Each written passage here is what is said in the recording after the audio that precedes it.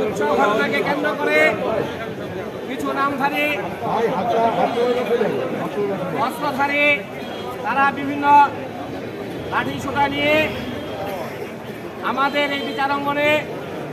অনধিকারভাবে প্রবেশ করে ওদের বিরুদ্ধে অবস্থান নিয়েছে এবং আমাদের বিজ্ঞ সিনিয়র আইনজীবী জনাব খলিলুর রহমান সাহেব সহ অনেককে লাঞ্ছিত করেছেন। তারই প্রতিবাদে আজকে আমাদের এই নবনির্বাচিত কার্যকরী কমিটির সিনিয়র সহসভাপতি জনাব আব্দুল আউয়াল সাহেব সহ অনেকে আহত করেছেন।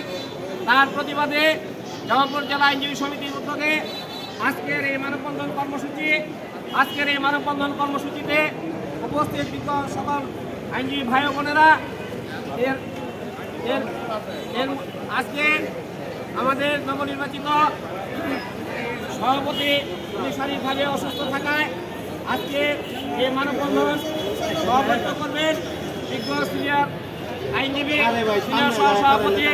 জনাব আব্দুল আউয়াল সাহেব এবং আমি এই পর্যায়ে আজকের এই মানববন্ধনে বক্তব্য রাখার জন্য অনুরোধ করছি আমাদের নবনির্বাচিত সাধারণ সম্পাদক